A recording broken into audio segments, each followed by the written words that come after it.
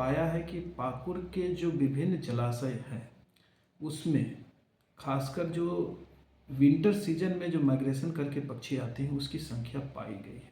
पाकुड़ जिला में गुलजार होता यह पक्षियों का नज़ारा आप देख पा रहे होंगे कि किस तरह से पाकुड़ में प्रवासी पक्षी पहुंच गए हैं और यहाँ पर काफ़ी सुरक्षित महसूस कर रहे हैं और पाकुड़ की धरती को अपना बना रहे हैं।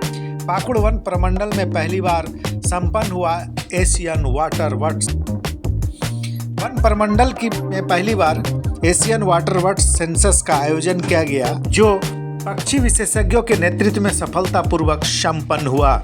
यह ऐतिहासिक पल पाकुड़ वन प्रमंडल पदाधिकारी सौरभ चंद्रा के निर्देशानुसार पक्षी विशेषज्ञ दशरथ ठाकुर, संजय खाका, अविनाश कुमार और अली जिब्रान के द्वारा किया गया। यह सर्वेक्षण 16 और 17 जनवरी 2025 को पाकुड़ वन प्रमंडल के विभिन्न प्रमुख वेटलैंड्स और जलाशयों में आयोजित किया गया। इसमें पत्थरघट्टा, नसीपुर, मालीपाड़ा, निहारपाड़ा, सोहबिल तालाब, सलगापाड़ा डैम, देवीपुर तालाब, दुर्गापुर डैम शामिल है। सर्वेक्षण के मुख्य निष्कर्ष के बारे में अगर बात करें तो कुल पक्षियों की संख्या 3488 है।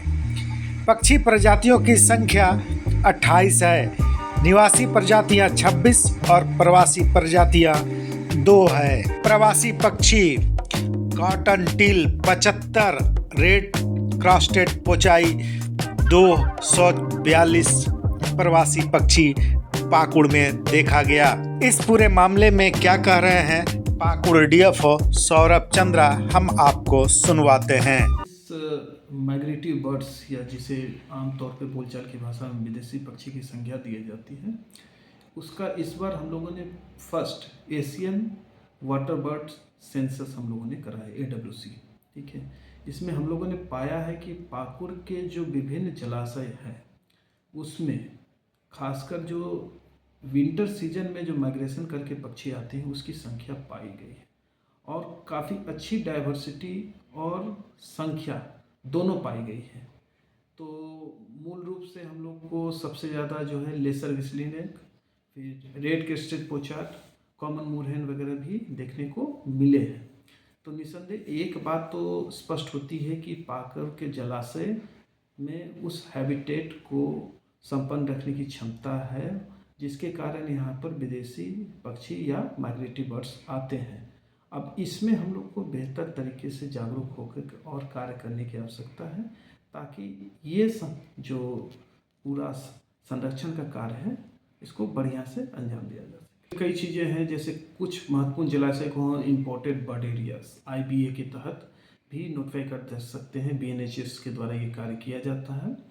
उसी तरह से कुछ जगह क्षेत्रों में हम लोग जिला प्रशासन के सहयोग से हम लोग वहाँ पर सघनता से प्रचार प्रसार कर सकते हैं, ताकि अगर शिकार की कोई घटना मिलती है तो उस पर भी संपूर्ण लगाम लगाया जा सके। दूसरी चीज़ है कि उस क्षेत्र को इको टूरिज्म, जो कि अभी सरकार का महत्वपूर्ण केंद्र बिंदु के रूप में उभर के आ रहा है टूरिज्म के दृष्टिकोण से, उसको भी प्रमोट किए जाने की असीम संभावना है, ताकि आम जन जो है स्थानीय निवासी उनको भी रोजगार का संसाधन उपलब्ध हो सके। इसको पर्यटन डिपार्टमेंट से जोड़ के भी सर क्या डेवलप किया जा सकता है? बिल्कुल बिल्कुल, कई ऐसे वेटलैंड्स हैं जिसको ऐसा जोड़ने की प्रयास बिल्कुल की जा रही है। और इसमें जैसे दुर्गापुर डैम का विशेष रूप से नाम लेना चाहेंगे हम लोग, कि उस क्षेत्र को विकास के लिए और कैसा कार्य हो सकता है हम लोग जिला प्रशासन और टूरिज्म डिपार्टमेंट के सहयोग से करना चाहेंगे। डीएफओ सौरभ चंद्रा के मुताबिक इन सभी का संरक्षण की भी आवश्यकता है।